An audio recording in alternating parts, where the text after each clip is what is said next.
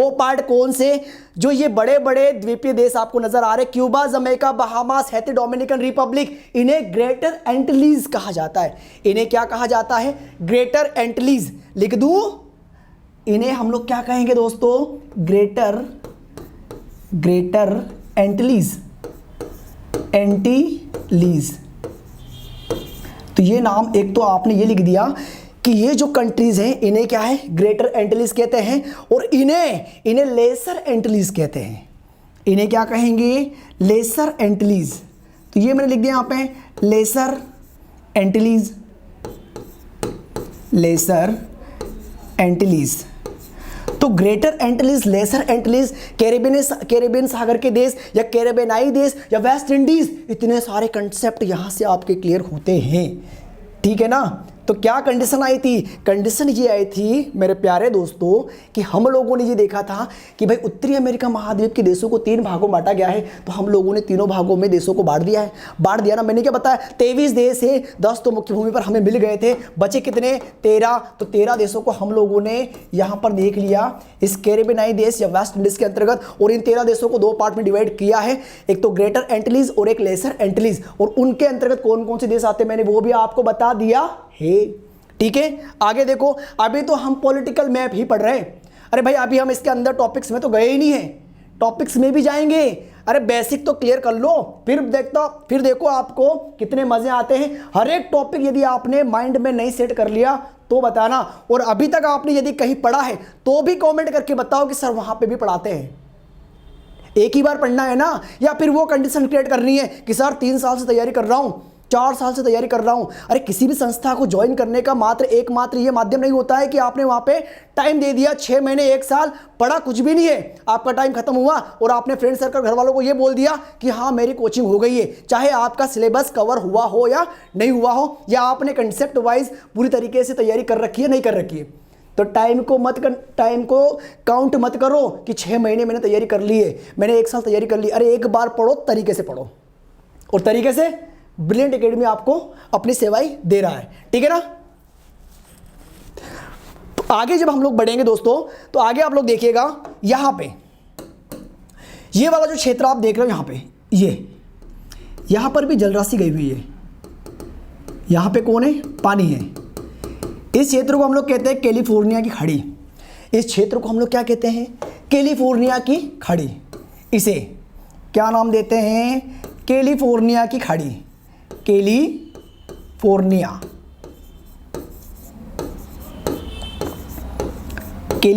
की खाड़ी। कोई दिक्कत यहां पे? सर कोई दिक्कत नहीं है।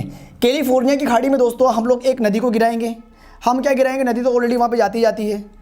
ठीक है ना? इस कैलिफोर्निया की खाड़ी में एक नदी गिरेगी, नदी का नाम है कोलोराडो। आपने नाम सुना होगा, कोलोराडो भी कहते हैं इसको। ये नदी कहाँ पे गिरती है? कैलिफोर्निया की खाड़ी में। और ये ग्रांड कैनियन या ग्रैंड कैनियन का निर्माण करती है। अब ग्रैंड कैनियन क्या होता है आपको ये भी नहीं पता होगा, अब वो भी मेरे को ही बताना पड़ेगा ना।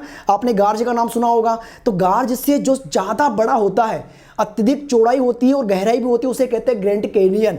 और कोलोराडो नदी ग्रैंड कैनियन का निर्माण करती है। हुबर नहीं है, कौन सा? ग्रांड कुली डैम इसी नदी पर बना हुआ है।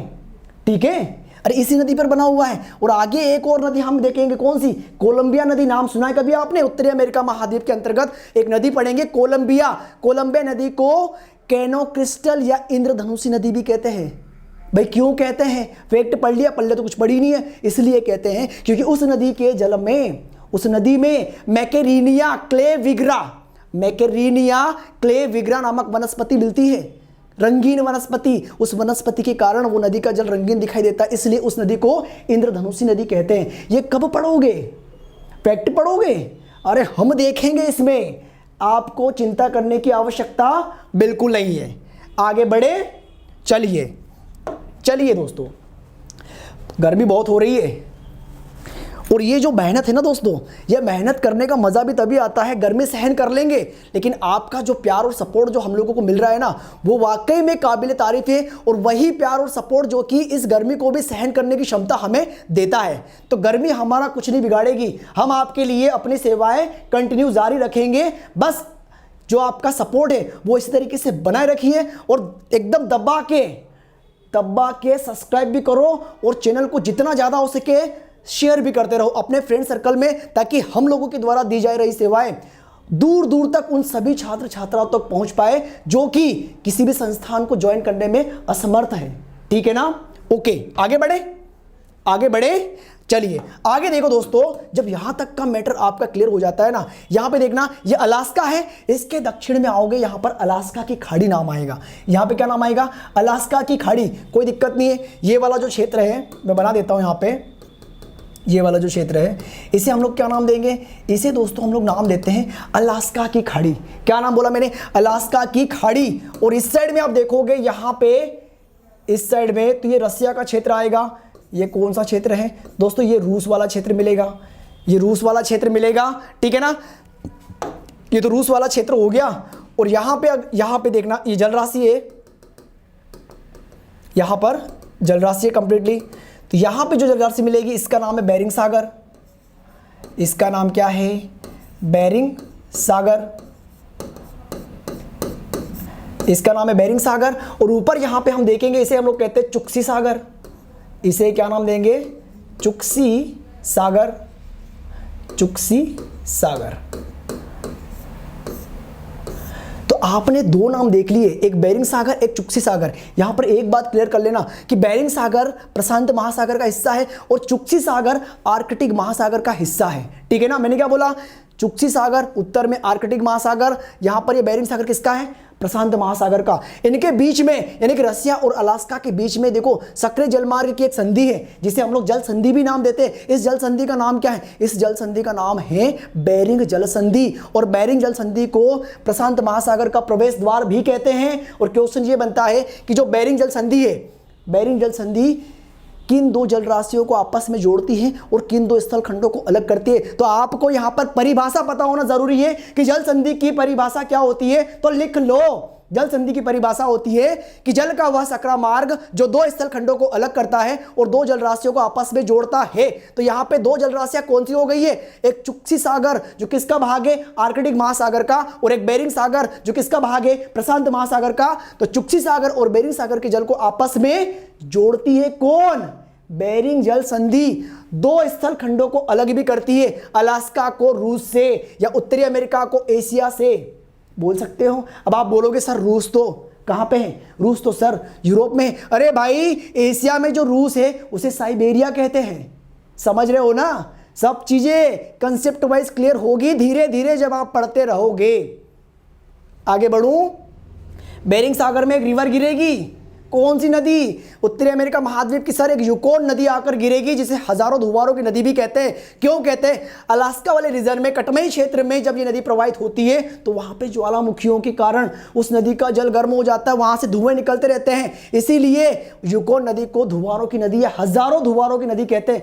सारी चीजें पढ़ेंगे स्पेशल तरीके से, कोई दिक्कत? आगे बढ़ूं? ठीक है, चलो दोस्तों राजनीतिक मानचित्र जल्दी खत्म होने वाला है। ऊपर देखो, ऊपर चलते हम लोग। जब आगे चलेंगे यहां से, जब हम कहां चलेंगे? आगे चलेंगे, इसको थोड़ा सा मुझे शिफ्ट करना पड़ेगा, थोड़ा सा शिफ्ट करना पड़ेगा, कोई दिक्कत वाली बात नहीं है। ठीक है, देखो यहां पे इसको हम लोग थोड़ा सा ये कर देते हैं और यहां पे ले आते हैं। पढ़ तो लिया है, दिक्कत वाली कोई बात है नहीं। ठीक है ना? ये हो गया। अब देखो सिचुएशन क्या होगी आगे जब देखेंगे तो एक बात ये भी आपके पास आएगी। व्हाइट वाला देखो, जब हमने ये देख लिया कि 49वीं डिग्री उत्तरी अक्षांश कनाडा और यूएसए को अलग करती है, ये अलास्का है और ये कौन है? कनाडा है। ठीक है ना? इनके बीच में आप देखना, इनके बीच में आप देखो तो आपको एक रेखा ऐसी यानी कि लॉन्गिट्यूड यानी कि देशांतर रेखा गुजरती हुई नजर आएगी अलास्का और कनाडा के बीच में। इसका नाम आपको पता होना दोस्तों जरूरी, इससे हम लोग कहते हैं 141 डिग्री पश्चिमी देशांतर। मैंने यहाँ पे क्या लिखा? 141 डिग्री पश्चिमी देशांतर। नाम याद रखना, क्वेश्चन आता है 141 डिग्री पश्चिमी देशांतर किसके और किसके बीच में है? अलास्का और कनाडा के बीच में है। क्लियर हुआ ना भाई? 49वीं डिग्री हमने देख ली है, 141 डिग्री पश्चिमी देशांतर अलास्का और यूएसए के बीच में। इसके अलावा एक और यहाँ से महत्वपूर्ण लैटिट्यूड या महत्वपूर्ण अक्षांश रेखा गुजरती है जिसका नाम है कर्क रेखा। क्या नाम बोला मैंने? कर्क रेखा। अब मैं आपको बोल देता हूँ कि कर्क रेखा उत्तरी अमेरिका महाद्वीप के दो देशों से होकर गुजरती है, मैक्सिको और बहामास। लिख लेना, मैक्सिको और बहामास ये दो देश हैं जिसमें उत्तरी अमेरिका महाद्वीप के दो देश कर्क रेखा पर आते हैं। ठीक है ना, आगे बढ़ूं। इसके अलावा हमने ये भी देख लिया और अब आगे देखेंगे दोस्तों, तो यहां पर हमें कुछ द्वीप नजर आएंगे। यहां पर क्या नजर आएंगे? कुछ द्वीप। जैसे यहां पर देखना, एक द्वीप में बना रहा हूं, इस द्वीप का नाम है विक्टोरिया। क्या नाम बोला मैंने? विक्टोरिया। विक्टोरिया के अलावा यहां पर एक द्वीप बनाएंगे, इसका नाम है बेफिन। भाई विक्टोरिया, बेफिन, ठीक है ना। और यहां पे देखोगे आप लोग, तो ये एक हम लोग द्वीप देख रहे हैं। अरे बाप रे, तो बहुत बड़ा द्वीप बना दिया। बड़ा क्या है? विश्व का सबसे बड़ा द्वीप है ये वाला। इसका नाम क्या है? ग्रीनलैंड। क्या नाम है? ग्रीनलैंड। अरे ग्रीनलैंड पे अधिकार किसका है? मैंने आपको बताया, यूरोप महाद्वीप में जाकर देख लेना एक बार। डेनमार्क, जर्मनी के ऊपर उंगली की तरह उठा हुआ एक देश है डेनमार्क, उसका अधिकार है इस ग्रीनलैंड पे। सोचो, विश्व का सबसे बड़ा द्वीप, अधिकार छोटे से देश का, यूरोप महाद्वीप में डेनमार्क, जर्मनी के ऊपर देखना वहां पे, ठीक है ना। जब ये ग्रीनलैंड हो गया, इसके साइड में एक और द्वीप हम लोग दोस्तों देखते हैं। इस द्वीप को हम लोग कहते हैं एल्समियर। क्या नाम है? एल्समियर, ठीक है ना। एल्समियर, विक्टोरिया, बेफिन, एल्समियर, ग्रीनलैंड। यहां पे हम देखेंगे एक देश आएगा जिसका नाम है आइसलैंड। क्या नाम है? आइसलैंड। अब ये क्यों बनाया?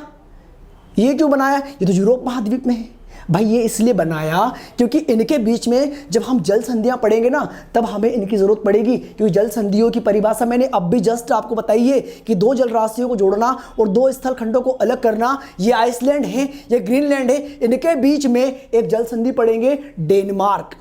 क्या पढ़ेंगे? डेनमार्क। भाई डेनमार्क क्यों? क्योंकि ग्रीनलैंड पे डेनमार्क का अधिकार है, इसीलिए यहां पर जो सकरा जल गया है ना, उसे डेनमार्क जल संधि नाम दिया है। डेनमार्क जल संधि किन दो जल राशियों को आपस में जोड़ेगी? तो यहां पर हम पढ़ेंगे लेब्राडोर सागर और ऊपर आर्कटिक महासागर। सब पढ़ेंगे, टेंशन मत लो। राजनीतिक मानचित्र की बात हो रही है। Victoria, Baffin, Ellesmere, Greenland, Iceland Europe का देश है। आइसलैंड की राजधानी रेकजाविक। ठीक है ना, इतना क्लियर है यहां तक। जब ये हमारा पॉलिटिकल यहां पे क्लियर होता है, तो यहां पर दोस्तों एक चीज और आपको दिखा देता हूं। इसके साइड में आओगे, उत्तरी अमेरिका महाद्वीप के पश्चिम में थोड़ा सा आ जाओ, आ जाओ, कोई दिक्कत नहीं है। यहां पे एक हम लोग द्वीपीय समूह देखेंगे, द्वीपों का एक समूह देखेंगे। इस द्वीप के समूह को हम लोग कहते हैं हवाई द्वीप समूह। दोस्तों मात्र 5 मिनट लगेंगे, खत्म कर दूंगा, टेंशन मत लो। इस द्वीप को क्या कहेंगे? हवाई द्वीप समूह। क्या नाम बोला मैंने? हवाई द्वीप समूह। बोल दिया ना, सुन लिया। कहां पे है? प्रशांत महासागर में। कहां पे है? प्रशांत महासागर में। नाम क्या इसका? हवाई द्वीप समूह। इसकी राजधानी किसकी? हवाई द्वीप समूह की राजधानी। तो इतना जान लो कि हवाई द्वीप समूह पे अमेरिका का अधिकार है। अमेरिका का नौसैनिक हवाई अड्डा, पर्ल हार्बर बंदरगाह सब यहीं पर है, हवाई द्वीप समूह पर। इसकी राजधानी है होनोलुलु। राजधानी क्या बोला मैंने? होनोलुलु। नाम सुना आपने? अरे भाई, हवाई द्वीप समूह की राजधानी है होनोलुलु। क्या राजधानी का नाम है? होनोलुलु। होनोलुलु हवाई द्वीप समूह की राजधानी किस द्वीप के ऊपर है? तो द्वीप का नाम याद रखना पड़ेगा दोस्तों। ये राजधानी, ये देखो, ये दिख रही है राजधानी, दिख रही है ना, ठीक है। राजधानी का नाम क्या बोला मैंने? राजधानी का नाम दोस्तों हम लोगों ने लिखा है होनोलुलु। होनोलुलु। तो ये इसकी राजधानी हो गई है, ये इसकी क्या हो गई है? राजधानी। और ये राजधानी दोस्तों जिस द्वीप के ऊपर है उसका नाम है ओआहू द्वीप। किस द्वीप पर है? ओआहू। ओआहू। तो जो होनोलुलु है हवाई द्वीप समूह की राजधानी, वो ओआहू द्वीप के ऊपर स्थित है। इसके अलावा मैंने आपको क्या बताया कि अमेरिका का नौसैनिक हवाई अड्डा भी यहीं पर है, पर्ल हार्बर बंदरगाह भी यहीं पर है। इसके अलावा यहाँ पर हम लोग ज्वालामुखी पढ़ने वाले दो ज्वालामुखी पढ़ेंगे, एक का नाम है मोनोलोवा और एक का नाम है किलायू। और मोनोलोवा विश्व का सबसे विशालतम ज्वालामुखी है और किलायू विश्व का सबसे ज्यादा सक्रिय ज्वालामुखी है। दोनों कहाँ पर हैं? हवाई द्वीप समूह के ऊपर है। ठीक है ना। इसके अलावा इसमें हम लोग सब चीज़ें दोस्तों लिखने वाले हैं। इसके अंतर्गत जो थ्योरिकल पार्ट है, ओवरऑल चीज़ें, यदि राजनीतिक हमारा क्लियर हो गया तो हमें यह पता चल जाएगा कि अमेरिका यानी कि उत्तरी अमेरिका महाद्वीप का नाम किसके नाम पर रखा गया, किसके नाम पर रखा गया, अमेरिगो वेस्पुक्की के नाम पर रखा गया। इसकी खोज 1492 में क्रिस्टोफर कोलंबस ने की थी। दोनों कहाँ के थे? इटली के थे। सब पढ़ेंगे। फिलहाल हमने क्या देखा? फिलहाल हमने देखा उत्तरी अमेरिका महाद्वीप का राजनीतिक मानचित्र। क्लियर है यहां तक? ठीक है। तो इसी तरीके से दोस्तों मैंने आपसे किया था वादा, और वादा मैं निभा के रहूंगा। लेकिन आपको अपना सिर्फ एक वादा निभाना है, दबा के लाइक करो, शेयर करो, सब्सक्राइब करो। समझ रहे हो? जितना हो सके अपने दोस्तों में चैनल को शेयर करो, बांटो। अरे बांट दो, बस अपनी ब्रिलियंट फैमिली बढ़नी चाहिए। जितना पसीना हम बाहर आए ना, इससे डबल मेहनत करेंगे, बेफिक्र हो जाइए। ठीक है। तो मिलते हैं आपसे अगले महाद्वीप के साथ में। तब तक के लिए धन्यवाद।